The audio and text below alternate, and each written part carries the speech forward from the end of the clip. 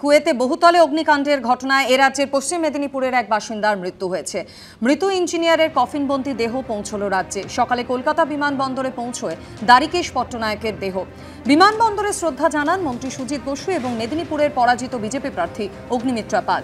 ইঞ্জিনিয়ারের দেহ প্রথমে নিয়ে যাওয়া হবে মেদিনীপুর শহরে। সেখানেই মেয়েকে নিয়ে থাকেন মৃতের স্ত্রী। এরপর দ্বারিকেশ পট্টনায়কের দেহ নিয়ে যাওয়া হবে দাঁতনের খন্টরুই গ্রামের বাড়িতে।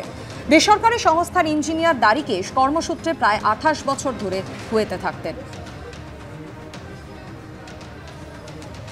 কুয়েতে অগ্নিকাণ্ডে বঙ্গের যে ব্যক্তি মারা গিয়েছেন সেই দ্বারিকেশ পট্টনায়কের দেহ এই মুহূর্তে আমরা দেখতে পাচ্ছি কলকাতা বিমানবন্দরে আনা হয়েছে এবং সেখানে মন্ত্রী সুজিত বসু রয়েছেন একদিক দিয়ে, এর পাশাপাশি বিজেপির বিধায়ক অগ্নিমিত্রা পাল তিনি রয়েছেন। প্রত্যেকে সম্মান জানাতে এসেছেন এবং যেটা জানা যাচ্ছে এখানে সূত্রে যে তার দেহ এখান থেকে রাজ্য সরকার দায়িত্ব নিয়ে তার বাড়িতে নিয়ে যাবে মেদিনীপুরে এবং সেখান থেকে তার যে গ্রামের বাড়ি সেখানে নিয়ে যাওয়া হবে এবং প্রত্যেকেই এই মুহূর্তে তার পরিবারের সদস্য তারা এসছেন এবং তারা যেটা জানাচ্ছেন যে এই ঘটনার আকস্মিকতায় তারা সকলেই হতবাক এবং এই মুহূর্তে আমরা দেখতে পাচ্ছি তার মরদেহ কলকাতা বিমানবন্দরে যে কফিনবন্দি হয়ে এসছে সেই কফিনবন্দি হয়ে এসছে এবং একই সঙ্গে এখানে যে বার্তা এবং সমস্ত কিছু যে নিয়ম কানুন বডি হ্যান্ডওভার করা সেই সমস্ত কাজকর্ম চলছে এবং একদিকে সুজিত বসু তিনি রয়েছেন, তার সঙ্গে কথা বলবো।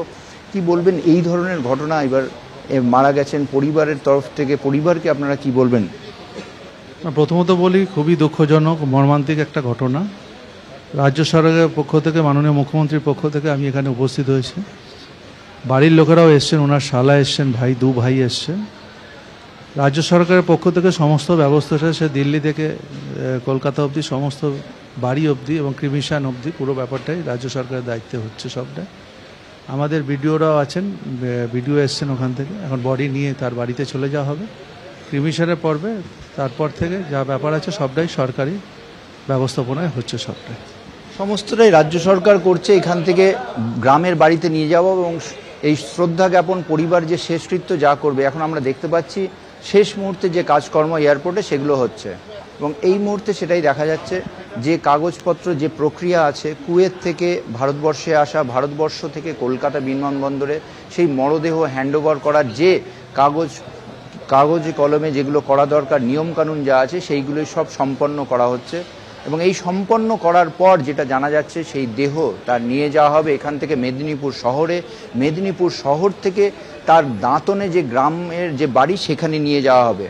ক্যামেরায় সন্দীপ সাধু খায়ের সঙ্গে ঝিলম করঞ্জায়, এবিপি আনন্দ, কলকাতা।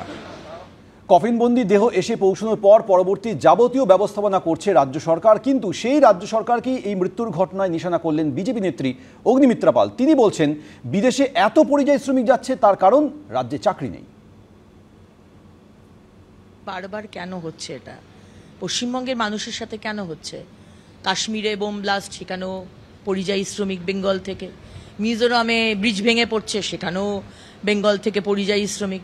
উত্তরাখণ্ডে অ্যাক্সিডেন্ট, সেখানেও টানেলের মধ্যে পরিযায়ী শ্রমিক। কুয়েতে আগুন লাগছে, সেখানেও পরিযায়ী শ্রমিক। তাহলে এত পরিযায়ী শ্রমিক আসছে কোথা থেকে, কেন?